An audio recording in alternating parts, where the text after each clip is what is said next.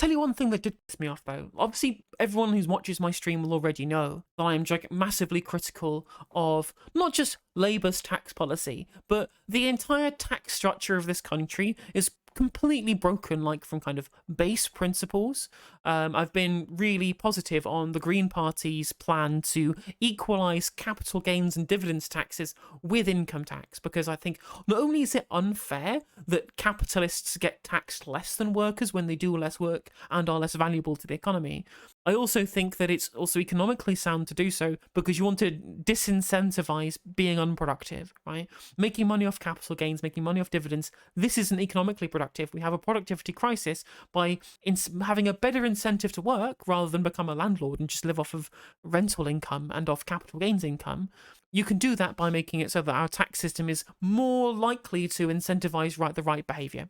But that's not the only thing that I hate about tax policy in this country. There's one really big thing that I want to get rid of completely, and that's national insurance. National insurance is ridiculous. I hate it. Stop it. Get rid of it. It's awful. The reason why I wanted to do a segment about this, I got into an argument on Twitter with somebody who said when they were trying to make this claim that, well, actually, I should deserve NHS care at the expense of young people.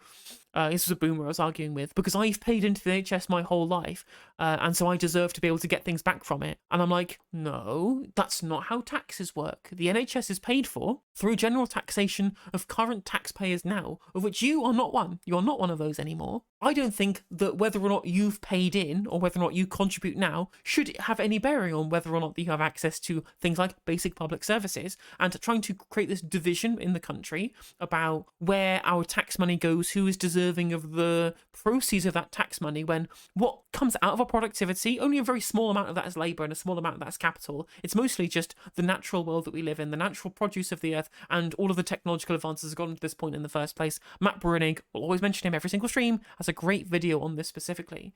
And then in response to this guy just says, NHS is paid for by national insurance. Look at, I've got this article here that will show you that national insurance is what we use to pay for the NHS. Bollocks. Not true. Not true at all. National insurance is just general tax. It's just a general tax like any other tax. It all goes into the same pot, which isn't really a pot because that's not how government spending works. But let's pretend for simplicity that it is. And then all of the general taxation goes into NHS funding. It doesn't. The national insurance that you pay over time as a worker doesn't go into some pot that then guarantees you NHS funding. That's never how it's worked. And it also, the worst part, as Bilderberg points out in chat, it is indeed a regressive tax. It is a regressive tax on income of working people, and not just rich working people either. In fact, as a proportion of income, lower earners pay more on national insurance than higher earners do anyway. It's a regressive tax. It's not a specific tax to pay for the NHS like loads of people think that it is. It's just a generalized payroll tax that not only hurts workers on the basis of fairness of who pays based upon their current income, because it is predominantly a tax that is going to have a bigger effect on lower earners, but also, as I was pointing out before, just like how our tax system disincentivizes productivity by taxing it more than we tax unproductive forms of income, national insurance is a further tax on productivity. It's a further tax on productive labour. It's so nonsensical on terms of fairness, in terms of progressive policy, and in terms of generalized macroeconomic trends. Sure, we'll have a gigantic impact on how productive our economy is if we just get rid of it. I don't think I'd have a massive amount of change, but really and truly, having a big regressive tax that we use, not just that we use to punish working people and to make it harder to incentivize productivity, but the way that it's framed, right? Because this framing is so pervasive. It's pervasive in this discussion I was having on Twitter.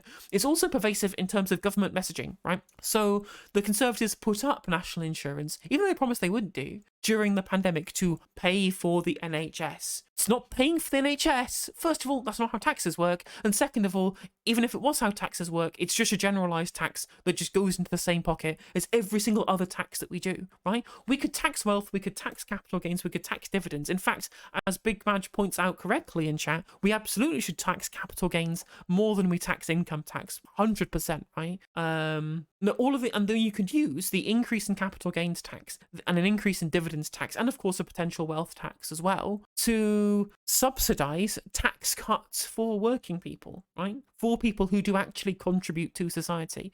And I think that if you could run on this, right, I think, obviously I'm a Marxist, right, being the background that I have and the things that I believe in, the ideology that I do have.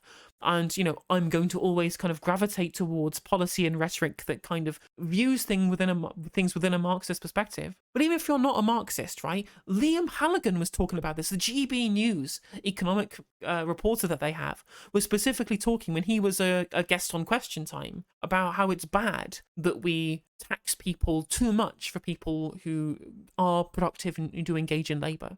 When GB News are on kind of the left-wing argument on this one, like sounding like a Marxist on this one, you done fucked up, right? You screwed up. Same with road tax. It doesn't actually pay for the roads exactly 100%. It's taxed from roads, but it doesn't pay for the roads, right? It's taxed on motorists, but it all comes out of general taxation regardless. Like, there's another Matt Broning video that I was watching of all places. It was talking about how the way that they've moved towards a more electric car-centric market, in fact, 80% of cars sold in 2022 in Norway were electric, is because they just taxed the living hell out of internal combustion engine cars to disincentivize it, right? You tax something, you disincentivize it. Okay, so tax capital gains and decrease tax on workers. Incentivize work, disincentivize being unproductive. I mean, obviously, I have a lot of a wish list of things that I would want to do with a wealth tax, but a wealth tax would be a great place to start specifically because it would, first of all, reduce asset prices that's being held by the super rich, because that's where their money is held. It's held in assets that they use as collateral for loans to gain liquidity, to then invest elsewhere, to then be able to acquire more assets later. That's where their money comes from. They don't get paid a wage. So trying to tax income, or even sometimes capital gains, is not going to make a dent on the actual assets of the wealthy.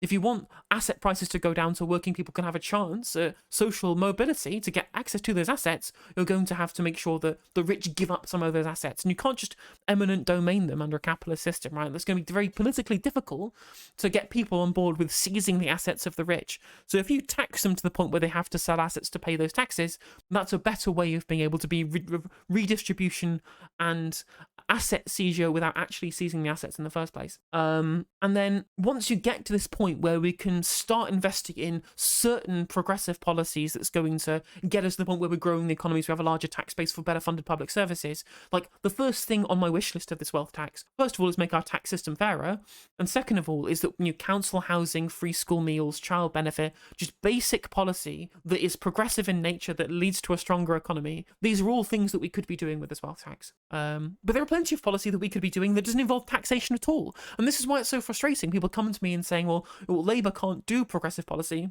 because the economy has been screwed over by the Conservatives. It wouldn't take any money for inclusive ownership funds. It wouldn't take any money to get better workers' rights. It wouldn't take any money to guarantee, proper rights for trans people, right? These are things that are completely free, but there is no political will. And that's the issue here. You can't get away with telling me, oh, well, the problem is the Tories crashed the economy, when even kind of basic things are getting removed from the Labour pocketbook on these issues because they're not issues that they would have to spend money on because they just don't want to be too left-wing. It's not part of their ideology. That's where the crux of the issue is. But of course, even outside of that, there are plenty of policies that they could pay for by changing our tax model. And we know that they're happy to do this previously because Rachel Reeves has already argued in favour of taxation on banks, on the super rich, right? She was arguing for a windfall tax on banks in 2011, something I absolutely agree with now because there's a gigantic windfall currently for banks as a result of all of the money that they're getting in additional interest payments on mortgages because of the increase in the Bank of England base rate. So we could make things a lot fairer. We could make things a lot fairer through better taxation, but there is not the political will to do so currently. We need to create that political will, and